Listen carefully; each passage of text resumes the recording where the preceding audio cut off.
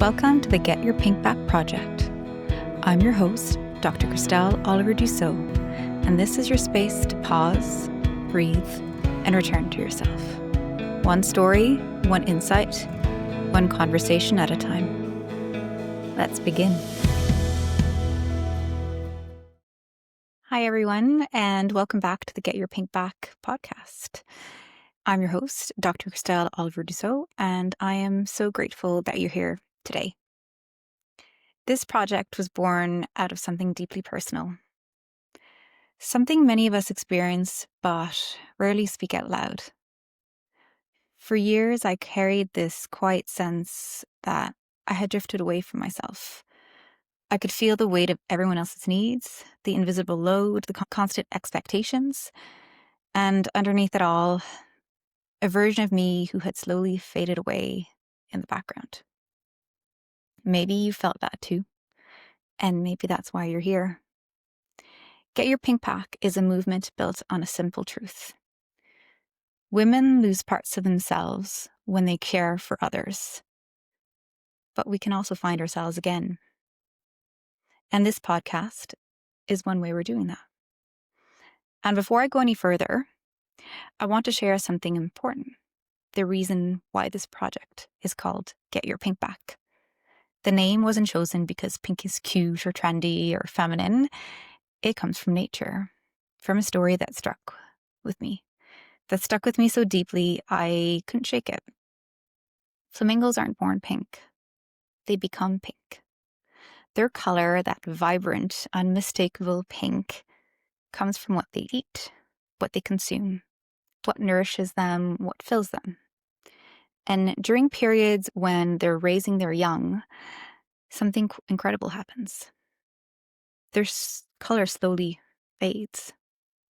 They give so much of their nutrients, their energy, their reserves to their babies that their bodies physically fade. The pink softens. Sometimes it even disappears. But then, and this is the part that stayed with me, once their young begin to rely less on them, once they have a chance to replenish themselves, their color returns. Their pink comes back. When I first learned this, I thought, this is women. This is motherhood. This is matrescence. This is identity. This is the quiet fading that so many of us experience when we're giving, caring, holding everything together. We lose pieces of ourselves, not because we're weak, but because we're devoted. Because we care so deeply. Because life demands more of us than we can sometimes replenish. Then, that pink, it became a symbol. It became a sign of energy, vitality, identity, the parts of us that we miss.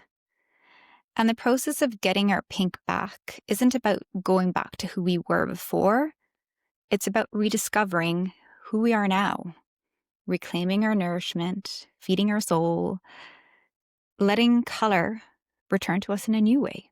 Not the same pink we had before, but a deeper, richer color shaped by our experiences. That's the heart of this project. Not perfection, not performative healing, but a replenishing, a remembering, a becoming. When I began imagining the roots of this project, I knew it had to be grounded in a truth that honors the reality of our lives, the unpolished versions of our world, and the full spectrum of who we are. The joy, the grief, the identity shifts, the emotional contradictions, the parts we celebrate, and the parts that we hide. Here, we choose real over perfect. We choose honesty, even when it's messy. We choose vulnerability as strength, because showing up as we are creates a space for healing. This project is also built on connection, the kind that nourishes you and reminds you that you're not alone. We're not meant to heal in isolation. We're meant to grow in a community, lean on one another, rise side by side. That's the heartbeat of this space. Compassion threads through everything we do, for ourselves, for our stories, for our bodies, for the transitions that shape our lives. We offer softness instead of judgment, because so many of us have already carried enough self-criticism. We also honor creativity, not just the art, but in all the pathways and ways that we explore healing. Through neuroscience, storytelling, somatic practices, reflection, play, expression. Healing isn't linear or uniform. It's a living, it's an evolving, and it is a deeply personal process. At its core, this movement is about freedom. The freedom to reconnect with your voice, your identity, your inner compass. To step back into your life with clarity and confidence. To feel ownership over your story once again. And woven through all of this is a sense of adventure. The courage to explore the unknown parts of ourselves, to stay curious, to see challenges not as a setback, but an invitation to grow. Healing doesn't have to be heavy all the time. It can be expansive, energizing, even exciting. A rediscovery of the parts of you that make you feel alive. That's the spirit behind this project. A blend of honesty, connection, compassion, creativity, empowerment, and the courage to explore who we are becoming together. So who's this podcast for?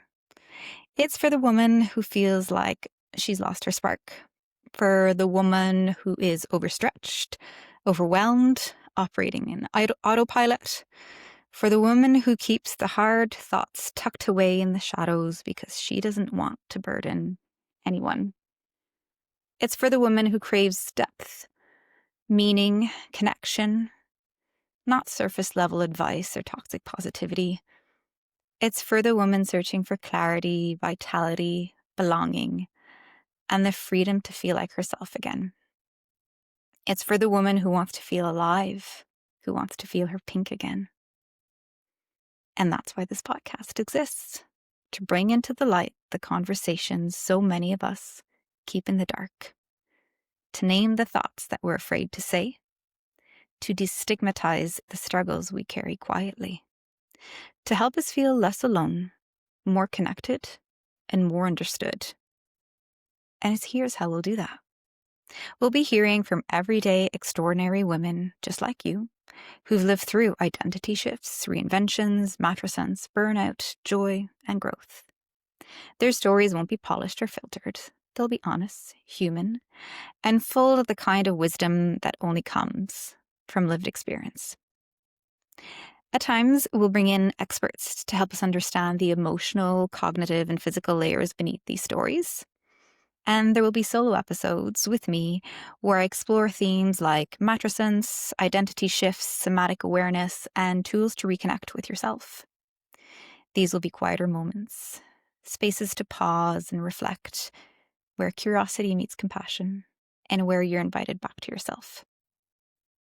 My hope is for this podcast to feel like genuine connection, like sitting across from a friend who speaks truth with tenderness, who asks thoughtful questions, who reminds you of who you are at your core. I hope it helps you feel less alone. I hope it brings you back to yourself. And I hope it sparks the courage to explore, to grow, to heal, and to reclaim the color in your life. You're not lost. You are becoming. And you are so welcome here. Thank you for joining me on this journey, on this adventure of getting your pink back. Next episode, I will share my personal and ever-evolving pink journey on how we got here today. The information shared on the Get Your Pink Back Project podcast is for educational and general informational purposes only. Although I am a medical doctor, I am not providing medical, psychological, or professional advice specific to you or any individual.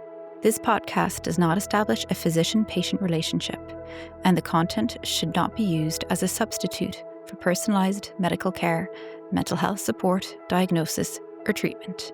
Always seek the advice of your own physician, mental health professional, or qualified healthcare provider with any questions you have regarding your health or well-being. Thank you so much for spending this time with me today. If this episode spoke to you, I'd love for you to share it with another woman who might need it.